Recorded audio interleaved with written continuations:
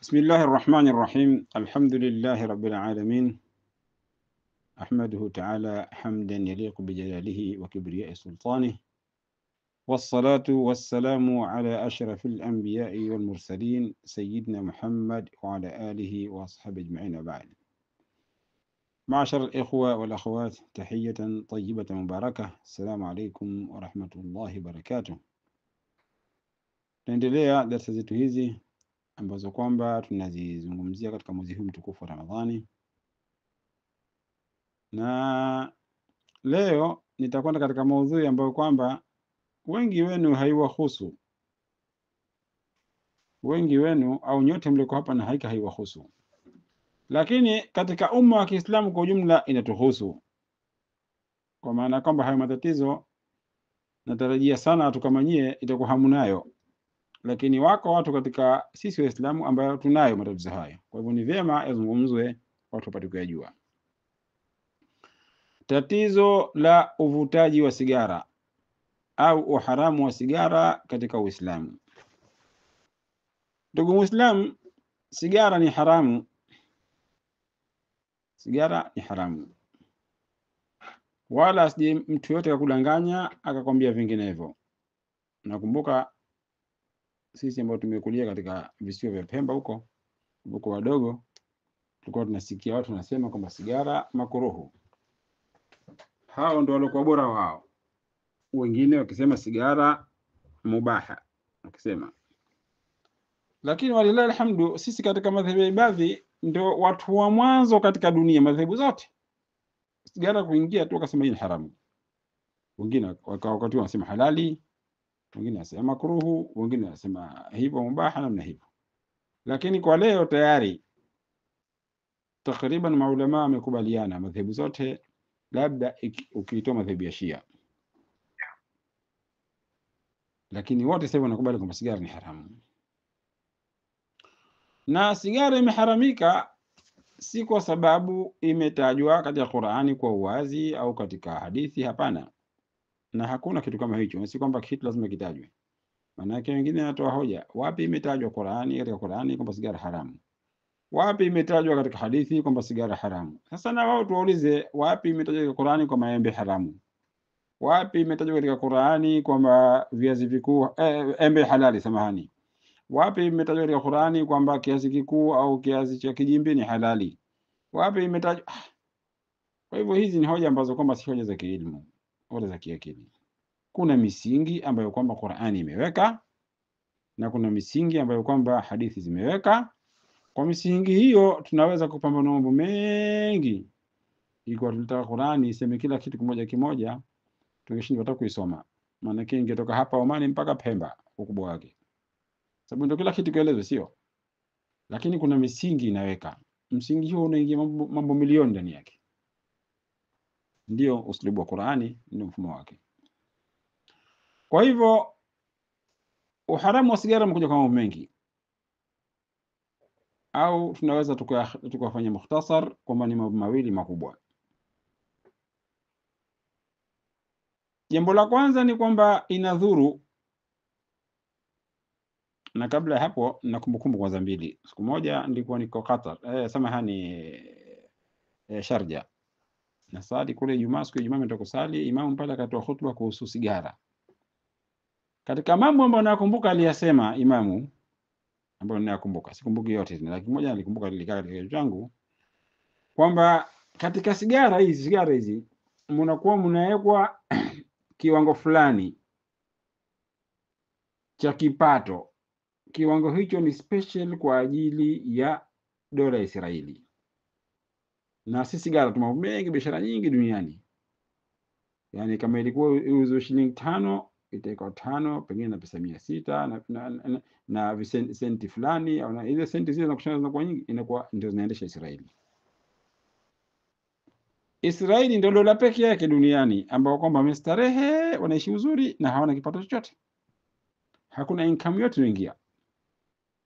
Yani kule mpaka sasa hivi hawana kitu chochote wanachotoa ukapata pesa, lakini wanaishi vizuri. Tunaofanya waishi vizuri ni sisi Waislamu na wenzetu wengine, lakini na sisi tumo tunachangia. Kwa hivyo hilo ni moja. Halafu na kumbukumbu ya pili, siku moja vile vile katika muhadhara wa Sheikh Khalili ama muhadhara wake au kitabu chake nimesoma, pia ni mambo ya zamani sikumbuki vizuri, lakini alizungumzia mambo haya sigara. Halafu akasema kwamba akawakunukuu madaktari wanasema kwamba yani mtu yule anayefanya kazi, nafikiri sikumbuki sana kiasi hicho, lakini tuseme labda miaka 12 katika kiwanda ambacho kwamba kinakuwa, unajua katika viwanda kunakuwa na pollution, yani uharibifu wa hali ya hewa unaharibika. Kwa hivyo mtu anakuwa anaathirika. Basi anayevuta sigara siku moja, sigara moja kavuta ile, athari naipata ni kubwa zaidi kushinda alofanya kule miaka 12. Sema pengine nimekosea kidogo hii miaka, lakini tuseme kama hivyo. Kwa hivyo jiulize wewe katika akili yako, hivyo kweli Uislamu unaweza kuruhusu na ukafanya halali kitu kama hicho? Halafu madhara ya wazi ambapo kwamba hataki utaalamu. Mtu utamwona mvuta sigara, domo lake jeusi, harufu yake mbaya. Uislamu bwana hautaki kitu mabaya baya, kama Mtume alivyosema kwamba inna Allaha tayyib la yuhibbu tayyiban au la yakbalu illa tayyiban. Mwenyezi Mungu ni mzuri bwana, kwa hivyo naye anapenda mambo mazuri anapenda. Kwa hivyo unapomwona Muislamu akajisafisha, kajitia manukato, kasafisha nyumba yake vizuri, kasafisha nguo zake vizuri, ule ni Uislamu. Ndio maana watu wakasema kwamba alislam nadhifatu nadhafu, kwamba Uislamu ni msafi. Kwa hivyo na nyinyi jisafisheni. Si hadithi hii, watu wengi wanafikiri hadithi, si hadithi ya Mtume, lakini maneno sahihi kwamba Uislamu ni nadhifu na sisi tunatakiwa tuwe nadhifu. Sasa nilijaribu leo kutafuta katika internet, je, sigara ina madhara gani, ili nipate kushare light with you, nipate kushirikiana ninyi kufahamu haya madhara. Maana mimi si mtaalamu mambo ya tiba wala si mtaalamu mambo ya biology na science, huko siko. Kwa hivyo nimeangalia kwanza kuna madhara gani, na ni mengi, umetaja mengi, taja baadhi tu utakaojaliwa. Halafu tutakwenda kuangalia, je, Qur'an na Sunna zinasema nini kuhusu mambo kama hayo. Jambo la kwanza ni aina tofauti ya kansa. Aina tofauti ya kansa ambazo kwamba zinapatikana kwa njia ya sigara, na wametaja kwa mfano kansa ya mapafu, kwa sababu unajua unavuta inakuwa tena ndio ile nini, pumzi zako zinakwenda, ndio mapafu ndo kazi yake, mambo pumzi. Kwa hivyo unapeleka kule ile nikotini yote, unapeleka kule, unapeleka uchafu wote, mawada zote zile. Kwa hivyo inasababisha maradhi ya kansa ya mapafu. Hilo ni jambo la kwanza.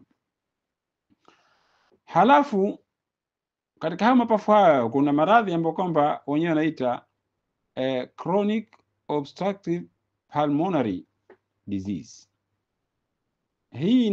Haya ni maradhi yanasababisha matatizo ya kuvuta pumzi, kwa sehemu zinafungika zile za pumzi. Kwa hivyo inakuwa zinasababisha matatizo ya uvutaji wa pumzi, yani sigara inasababisha hayo. Kwa hivyo watu wengine kula tu barabara kwanza tu wanasema kupumua. Kwa hivyo tunasema kuvuta pumzi kwa watu wa bara ndio kupumua, yani sisi kupumua kwa sisi ni kupumzika. Mfahamiana. Kwa hivyo hayo ni maradhi ya pili. Maradhi mengine yanasababisha ambapo kwamba umetajwa, na kwenda kwa haraka temu kwa fupi. Inasababisha maradhi ya moyo, kwa sababu inayokwenda kusababisha kufunga sharain, zile mishipa ile arteries zinapeleka kwenda katika moyo, nafunga na inasababisha maradhi ya moyo. Na maradhi ya moyo unajua kama moyo ndiyo mashine ya kiwili, moyo na ubongo, yani mwili mzima binadamu maendesho yake moyo ubongo. Moyo na pump blood ile inakwenda huku na huku, inapatikana blood circulation. Umefahamiana? Na katika ubongo huko ndo kuna maamuzi yote yako huko. Tutakuja pia kama na ubongo ni katika kitu ni kuathirika. Kwa hivyo hilo ni jambo la pili, kwamba moyo wako pia una udhuru moyo ndio ukishajimaliza. Maradhi mengi duniani ambayo kwamba nini sababu yake inakuwa nini? Ni pressure, na ndio moyo, sukari na mambo ya cholesterol. Haya ndio mambo ambayo yanasababisha maradhi zote katika mwili wa binadamu. Kwa hivyo sigara inasababisha nini? Kufungika kwa mishipa yako, ambayo kwamba ndio inasababisha kupatikana msukumo wa damu katika moyo. Hayo ni maradhi mengine. Halafu kuna asakta dimaghia. Sakta dimaghia ndio hiyo mnaita stroke. Umefahamiana? Hayo ni aina maradhi mengine ambayo kwamba ya nne yanasababishwa na sigara. Halafu wanasema kwamba sigara inatoa fursa kubwa zaidi, jambo la tano hilo, inatoa fursa kubwa zaidi mtu kupata maradhi ya sukari. Umefahamiana? Na yule ambaye tayari maradhi ya sukari nayo akatumia sigara, basi kuzidi kwa nini? Kwa pressure yake zaidi. Mara nyingi mgonjwa wa sukari anakuwa na pressure, alafu anaizidisha. Kwa hivyo haya ni aina tofauti ya maradhi, na kila mwenye akili hapo tena hahitaji kwamba apewe aya wala apewe hadithi. Anajua kwamba haiwezekani kwamba Uislamu umekuja kutengeneza halafu uruhusu vitu wenye kuharibu. Haiwezekani kitu kama hicho. Halafu jambo jingine, maradhi ya sita, inapunguza nguvu za wadudu wale wa uzalishaji. Mtu anakuwa sperm zake hazina nguvu, wote mwanamke na mwanamume.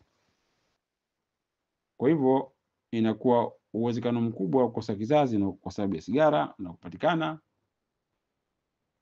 hususa kwa wale ambao pengine tangu zamani nguvu zao ni ndogo zaidi, za wadudu ndogo zaidi, inakuwa tena hapo wanajimaliza, na wale ambao kwamba walikuwa na nguvu wanajipunguza, na hatima yake vile vile ni kumaliza kabisa nguvu hizo. Maradhi ya saba ambayo kama umeyataja wenye kujua mambo haya ya tiba ni kupotea kwa nguvu, nuru ya macho.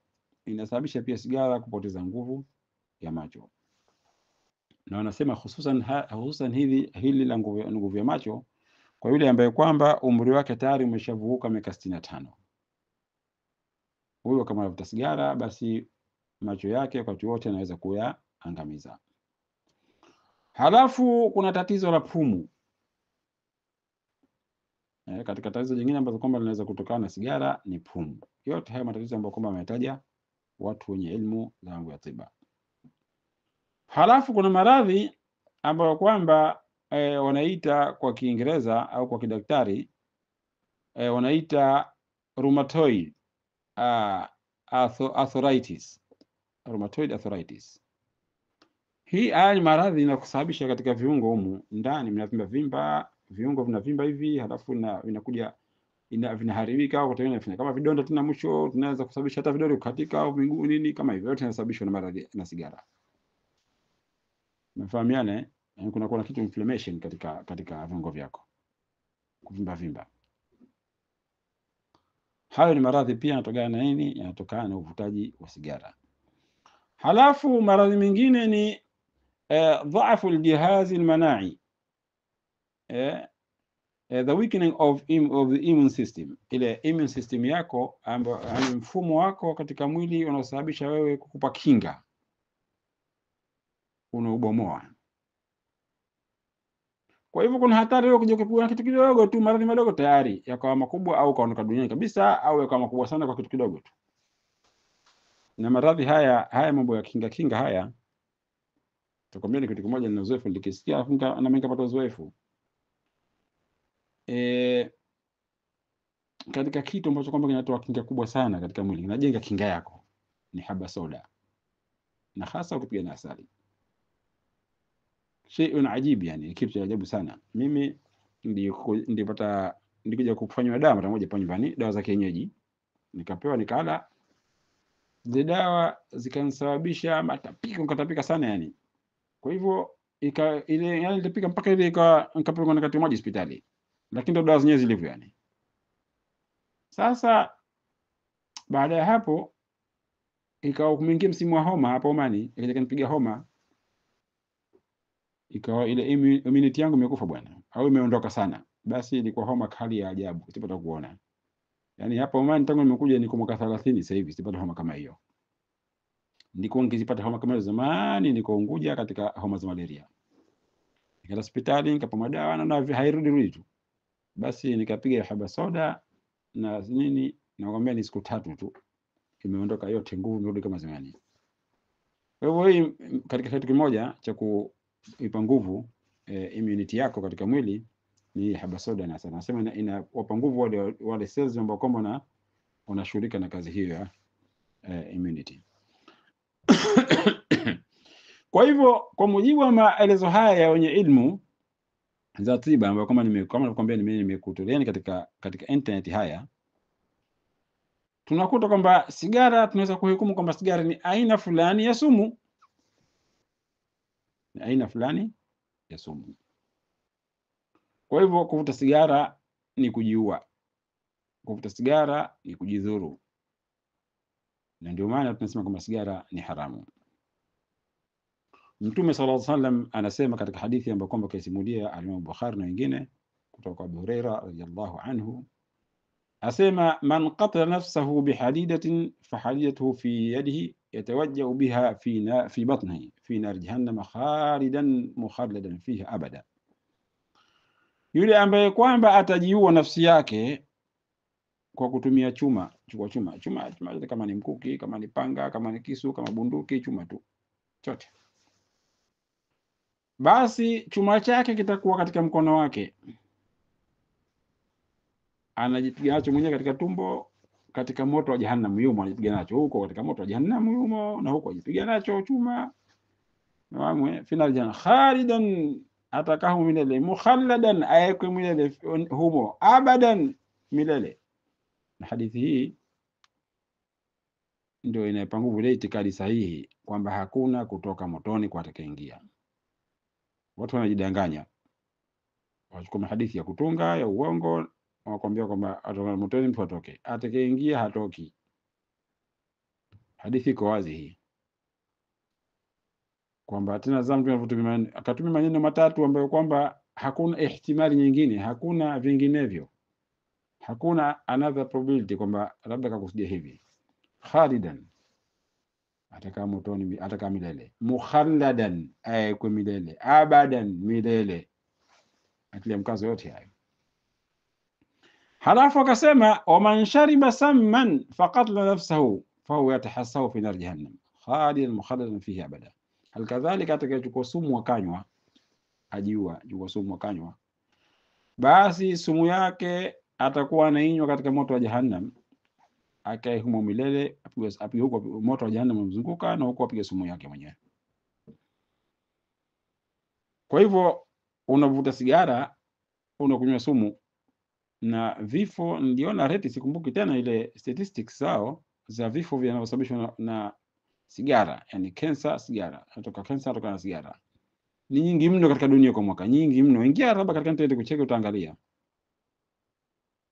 kwamba nini rate ya death kwa watu wanaotokana na sigara, angalia utaona mwenyewe, sigara tu. Kwa hivyo haiwezekani kwamba kitu chenye madhara namna hiyo alafu useme kwamba ni halali, sijui mubaha, sijui makuruhu, ni haramu.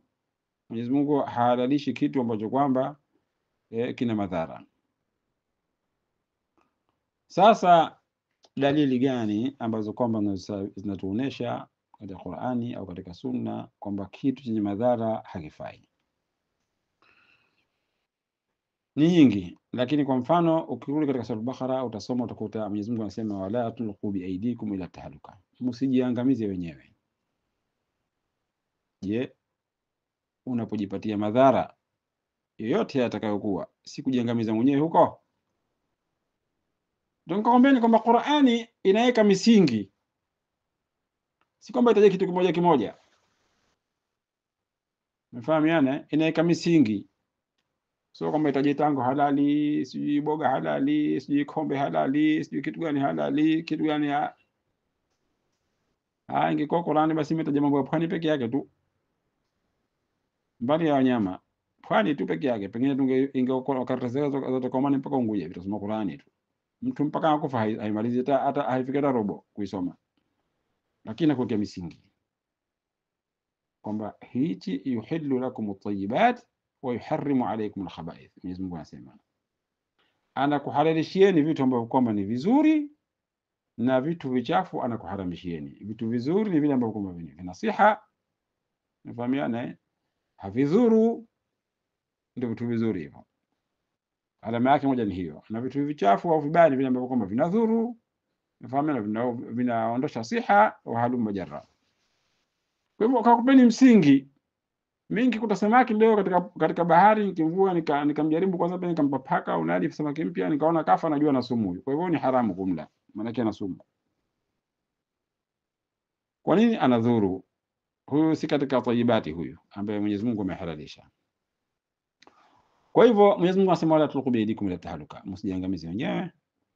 Na kabla ya hapo nimekusomeni aya nyingine, wa uhillu lakum at-tayyibat wa yuharrimu alaykum al-khaba'ith. Kwa Mwenyezi Mungu anakuhalalishieni kupitia kwa mtume wake, yani mtume ndio halalisha, lakini mtume hahalalishi wala haharamishi, yani haramisha ni Mungu mwenyewe, mtume anafikisha tu.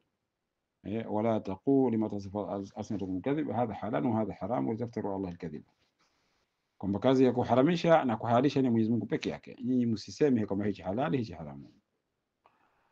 Halafu kama tulivyosema kwamba sigara hii ni sumu na inaua na wanakufa watu wengi katika kila mwaka katika dunia, wengi mno wanakufa.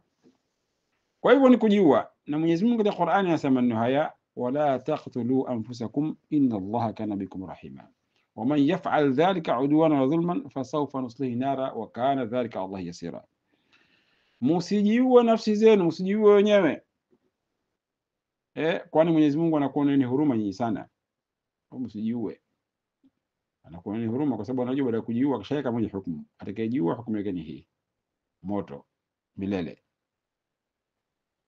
Na atakayefanya hivyo kwa uadui na dhulma, basi tutamuingiza katika moto. Na hilo kwa Mwenyezi Mungu ni jepesi. Ukisikia Mwenyezi Mungu ana rehema, rehema Mwenyezi Mungu sio kama yangu mimi na wewe, tofauti. Rehema yake ni ilmu, kila kitu chake Mwenyezi Mungu ni ilmu. Yani sio Mwenyezi Mungu ana rehema na ilmu, yani ana huruma na ilmu, sio kama mimi na wewe. Huruma yetu ni udhaifu, ni kitu kinatuumiza kwenye moyo, yani tunaumia hivi. Hata mtu akuudhi kiasi gani, akuibie, lakini umeona tuko kwenye moto, basi mtoe bwana, mtoe, basi msamehe,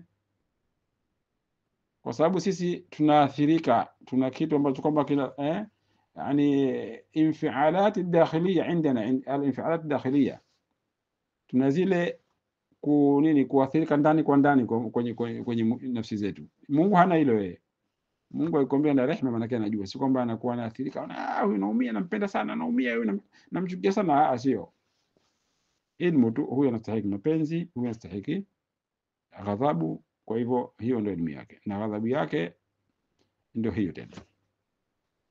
Kwa hivyo waman yaf'al dhalika udwanan wa dhulman fasawfa nuslihi nara, atakayefanya hivyo kujiua mwenyewe nafsi yake, atakayejiua, basi malipo yake kwa dhulma tuna uadui, malipo yake ni moto.